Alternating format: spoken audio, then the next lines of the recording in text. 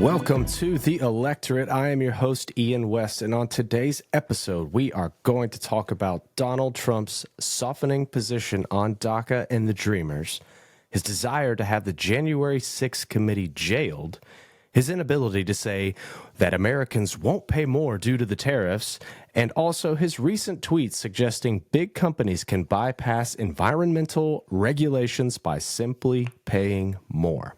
But first, let's talk about Luigi Mangione, Brian Thompson, and the state of the U.S. healthcare perception. So, as we know, last week, Brian Thompson, CEO of UnitedHealthcare, was assassinated in the streets of New York by an unknown assailant.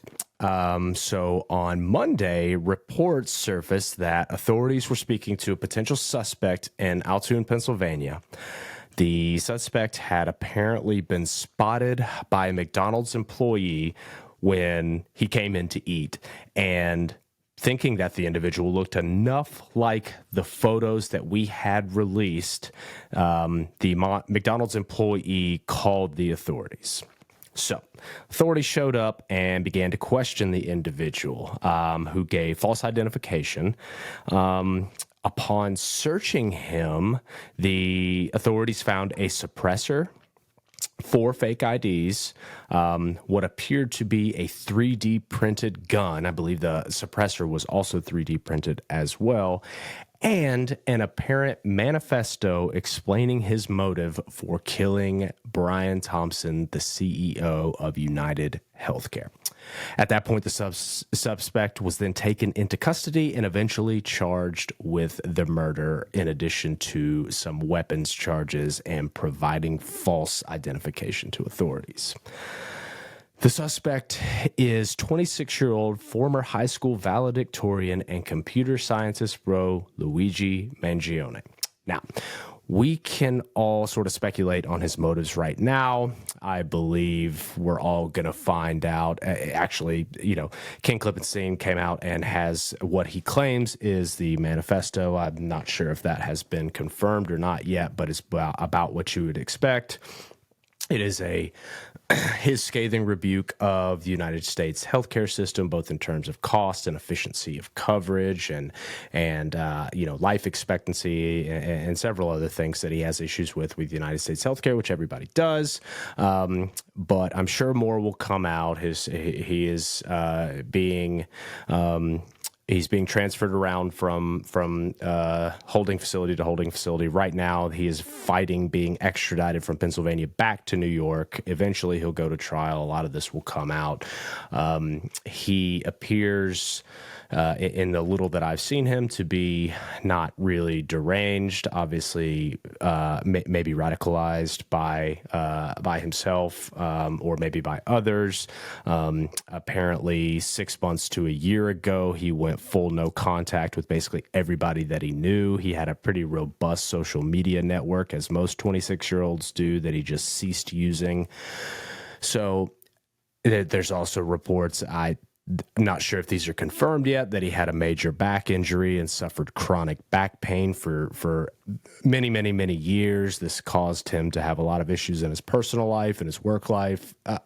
All of this will come out, and all of this is going to be important to sort of unpack and understand what happened here. But what I want to really touch on is the response from the public to this assassination. Now, this was a man who was killed in cold blood on the way to doing one aspect of his job. And under normal circumstances, there would be an outpouring of support for the man and the family who was killed. But that's not exactly what happened in this scenario. In fact, quite the opposite. Now, I understand that social media is not necessarily real life. Twitter's not real life. Instagram's not real life. But the response to this situation was drastically different than what I would have expected. There were people outright celebrating the murder. There were people outright saying that if you were to snitch on this individual, you were an enemy of the people. There were people saying, obviously when the first photos came out, this is an attractive individual. Anybody who snitches on him is a fool. And a lot of this stuff is okay. It's in jest. It's a joke. And if you pin these people down and you really ask them, of course they want this individual charged. Vigilante justice is not the way to go. But at the same time, the fact that these jokes were so widespread and so prominent shows that a lot of people just don't care. They do not care that Brian Thompson was murdered. Okay. They are of the opinion that the United States healthcare system is absolutely fucking broken. It is. I make this point often. People are fed up with cost. People are fed up with lack of coverage. People are fed up with all the loopholes you've got to jump to get your claim approved and the number of times that they've been denied claims. As somebody who has UnitedHealthcare, I know the fight. I know the battle that it takes to get UnitedHealthcare to pay for something that is anything other than basically your routine physical. UnitedHealthcare, I believe, has like a 32% claims denial rate, which is significantly higher than basically anybody else. Kaiser Permanente leads the way with something like a 7% denial rate, and that really explains the chasm between a good, solid health insurance company, and a bad one. And UnitedHealthcare is the worst in the country. And none of this is to say that this man deserved to be shot in cold blood in the streets of New York. I'm not saying anything about this, particular instance, other than this shows that people are fed up with the healthcare system in the United States of America.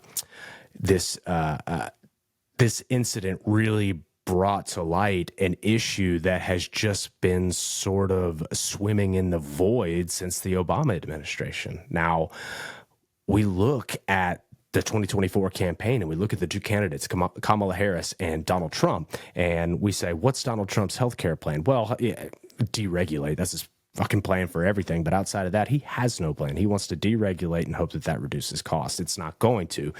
If you reduce the cost of all these healthcare companies and the insurance companies, they're not going to end up charging less. They're just going to end up making more. That's not going to solve any problems. And even Kamala Harris deserves a bit of blowback for the way that she approached healthcare. Back in 2019, Democratic primary leading up to the 2020 election, she was waffling back and forth on a single payer system or getting rid of private healthcare. In one of the debates, she said that she was in favor. Well, she raised her hand and said she was in favor of getting rid of private healthcare, and then later walked that back and said no, private healthcare is necessary.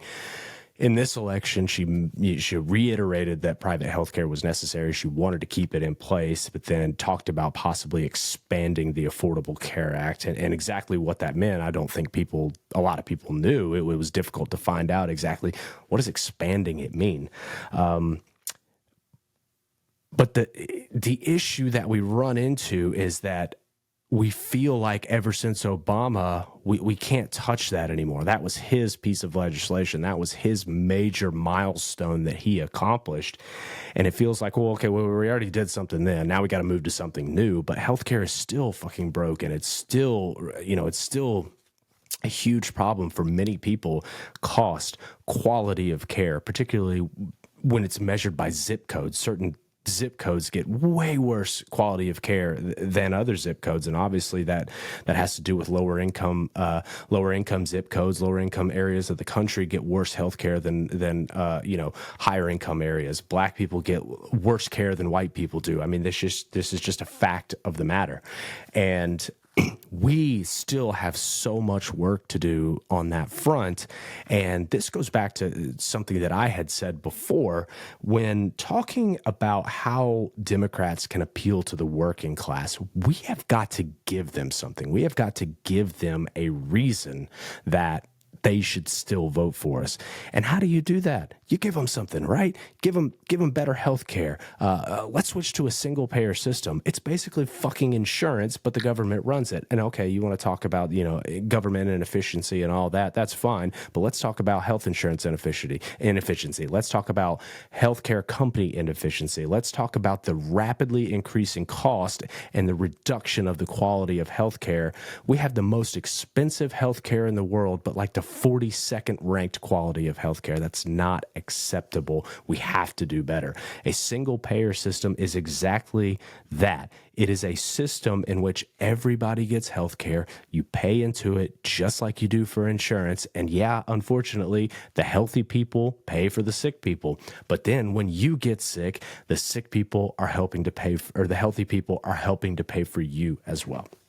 So this is something that I think a Democrat needs to run on in the future. You're talking about affordable housing. You're talking about taxing the rich. You're talking about all these, what I would view as populist policies that give people benefits, give people more. You've got to roll healthcare into that. And you can't just say expand ACA. You've got to have a plan for how we are going to make healthcare better in the United States, because this is a problem. This is very bad. It's going to continue to get worse. And, I wouldn't be surprised if this wasn't the last time something like this happens. Again, this is not me saying that this is acceptable. This is not how you handle this situation at all. You don't just go around killing people you don't agree with or you feel like have done you wrong. But we have got to fix this for a lot of reasons, and this is definitely one of them. So, on Sunday night, Donald Trump sat down for an interview, and he basically talked about a whole bunch of different things. I think it was like an hour and 16 minutes or something like that. I honestly could not watch quite the whole thing, but he started talking about immigration and the things that they wanted to do. And a lot of it was the stuff that we had already heard. And Kristen Welker kind of, was pushing him a little bit on immigration and got him to respond, okay, this is what you said in the campaign. Is this still how you feel? When he went for, mass deportations, he was pretty much online with that. Did he want to end birthright citizenship? He said that, yes, he still wants to do that on day one. It's unconstitutional. He's going to have to he's going to have to go the Supreme Court route on this. You're not going to amend the Constitution. You don't have the votes to get it done. But these are the things, a couple things in immigration that he wants to do. The things he told you that he was going to do, rounding up criminals, ending birthright citizenship, mass deportations, all this stuff was stuff he said he was going to do in his campaign. And he reiterated that those are the things he was going to do. But he did kind of soften his stance on DACA and the Dreamers. So when asked about DACA, he, that's deferred action for childhood arrival. So when talking about DACA, he kind of softened his stance from his previous administration, where he said basically, and he's always been willing to throw DACA a little bit of a bone to get a policy passed. But here he kind of talked about it a little more. He said, okay, these people been here for a long time. These are people that are working. They're paying into paying taxes and paying into the welfare system. And they're owning businesses, some of them small businesses, medium businesses, large businesses in some instances. And he definitely had a little bit more of a positive view of the Dreamers than he has in the past. And we saw some MAGA people on Twitter kind of a little bit frustrated with that, thinking that he was going to end that program. He was going to send those people back, to where they came from, even though they came here at a very young age. They don't know anything else other than the United States. They're working, they're contributing to society. They're every bit of as an American as I am. And he, they thought that he was going to do away with this program. Now, I saw some people on the left sort of not really applauding it, but saying, okay, well, that's good news at least. And maybe it is, but maybe it's not. My fear is that he's going to try to tie this to a more deeply unpopular policy and say, okay, well, I'll give you DACA, I'll give you the Dreamers, I will extend this program for however long, but you've got to give me this. So back in 2018 or 2019, he tried to tie it to border wall funding, and that got struck down. Now, I still am not crazy about that idea, but I could see Democrats maybe passing that in order to protect the Dreamers, and capitulating a little bit to try to get that done. We know we need immigration reform, right? We know Democrats know it. Illegal entrants into the United States are dropping. We have the data for that. We know all this, but there's still a long way to go. And this was sort of a taboo subject for Democrats during the election, particularly for the Harris campaign. But it's interesting to see him sort of shift. And for me, I think that's definitely more of a bargaining chip than an actual, desire to help these people out. In that same interview, he spoke about his desire to have the January 6th committee, anybody on the January 6th committee jailed, so his who he perceives as being against him jailed. And he went on to say, well, I'm not going to push, when Kristen Welker asked, he said, I'm not going to push for Kash Patel to do this. But that's the reason you put him in this position, because you don't have to tell him to do it. He's just going to do it. So this is very dangerous. And we saw what he did with Hunter Biden, right? He said he wasn't going to pardon his son. I'm not going to talk about this shit too much because to me, it's still ridiculous. He shouldn't have said that. He should not have said, I'm not going to pardon my son.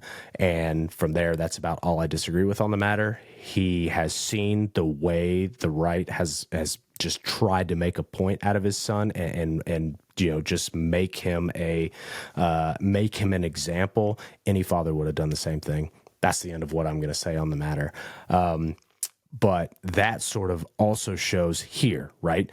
We know Kash Patel is going to go after anybody on the January 6th committee. All Donald Trump has to do is suggest it, and he'll try to get it done. So you could see possibly more pardons coming up down the line because of the way that Trump is going to try to weaponize, the people, the yes men that he's putting in these positions, the people that'll just do his bidding no matter what it is.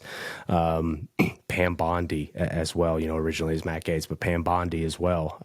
There's no shortage of yes men willing to bow down and kiss the boot for Trump and do whatever he wants. So that's scary. That it's unbelievable that we have a political, not just a political figure, the president of the United States, trying to go after fellow Americans who he perceives as his enemy solely for doing their job. Also, in that same interview, and we're not going to beat this dead horse for too much longer. People are gonna find out. People are going to learn. But Trump refused to say that Americans won't pay more for whatever they're buying due to the tariffs he wants to implement. He refused to say that it's not going to cost Americans more. And here's the clip. One of your signature promises on the campaign trail, which was to end inflation, to lower prices. You are now proposing tariffs against the United States' three biggest trading partners. Economists of all stripes say that ultimately consumers pay the price of tariffs. I don't believe Can you guarantee American families won't pay more? I can't guarantee anything. I can't guarantee tomorrow. So as I talked about in a previous episode, it's fascinating to me the number of people who don't realize who pays the tariffs. And it's not the fucking other country, it's you. Companies are not going to buy higher priced goods without passing that cost along to the consumer. Trump knew this. They all knew it. They lied. And it's not even that they lied. I'm shocked that it worked. How do you not realize it? it's fascinating to me now that we're still having this conversation. There are still people it's like a fucking light bulb's going off over their head when they hear this. Oh shit, I might pay more when he puts tariffs on other countries. Because while the right tried to say that Trudeau was capitulating early on, that's not the case. He tried to say China was capitulating, not the case. Mexico's not capitulating. Canada, all of them, they are going to retaliate. There's going to be retaliatory tariffs. This is not going to end just because Trump said I'm going to do it. They're not going to bow down.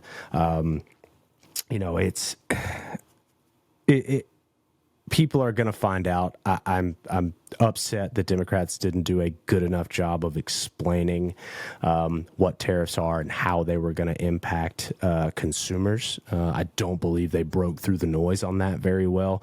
But I also am disappointed in Americans for just not fucking understanding it. It's not difficult to understand. It's very obvious when it's laid out for them.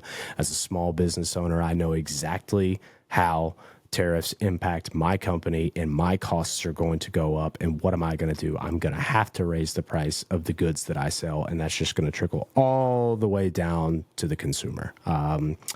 So the fact that he is now saying that, or refusing to say that Americans won't pay more due to his tariffs, shows he knew it all along. He was lying.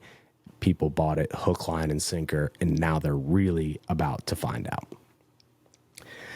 And in a tweet today, Donald Trump, not a tweet, a Truth Social post, says that any person or company investing $1 billion or more in the United States of America will receive fully expedited approvals and permits, including, but in no way limited to, all environmental approvals. Get ready to rock. So Trump is essentially saying with this line that fuck any and all regulations. If you've got the cash, let's go. Okay. And this is not really out of character for him. We know Trump loves deregulation. We know that Trump has made promises about the economy and tied into his tariffs about bringing more stuff back into the United States. We know this is his game plan, but this is terrifying. Okay, because this is basically saying, and this should scare small companies, because this is basically saying that if you have enough cash, you have $1 billion to inject into the United States, that you can bypass regulations that other companies, American owned and American started companies, can't bypass because they do not have those funds. You're going to fall by the wayside. They're going to have an advantage on you, and these are going to be foreign companies most likely. There was no indication as to whether or not this applied to companies already doing business here. Say they wanted to start a new company or anything like that, or a new venture. But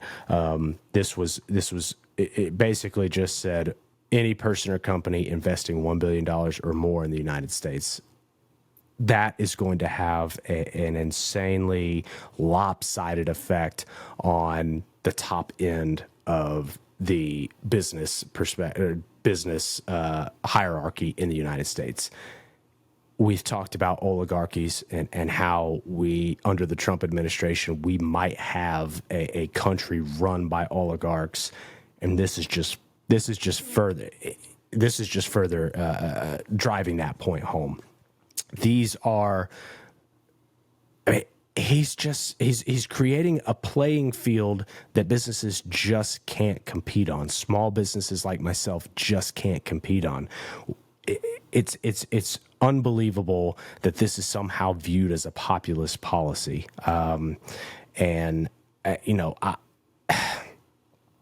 It's frustrating that this sort of thing happens. The people that voted for Donald Trump are looking at this and probably thinking, oh, well, these companies are going to come over here and, they're going to create a whole bunch of jobs and we're going to have places to work. And, maybe that happens. Maybe that's true. But again, the lopsided effect of putting a whole bunch of smaller companies out of business because you created a playing field in which they couldn't compete on is going to have an overall net negative impact on the country. There's just no way around it. This country runs on small businesses. This country runs on small business owners and the relationships that they have in their communities. And this is creating a situation in where they just won't be able to compete. They won't be able to do the things that these larger companies can do. It's pay for play, right? We can deregulate your company if you just pay me enough. And it's just brutal, man. It's just fucking brutal. So that's what we're dealing with right now. So we will be back this week with another episode on tariffs. We will dive further into tariffs. We will kind of take a deep dive on how it impacts each company or country. We will take a deep dive on how it impacts each country, what to expect, what they mean. We might dive into immigration a little bit more as that plan starts to get fleshed out a little bit. But yeah, so that's where we are. We're going to sort of start ramping these episodes up a little bit more, diving a little bit more into things as we get closer and closer to the inauguration. So thank you for listening to the Electorate Podcast. Again, I am your host, Ian West. Follow us on social media. We've got Instagram. We've got Twitter. Now it's called X. We've got Blue Sky. You've got our YouTube channel. We're on anywhere you get your podcast. So check us out, subscribe, like, follow, give us comments. We love to see them. So thank you guys so much, and we'll catch you next time.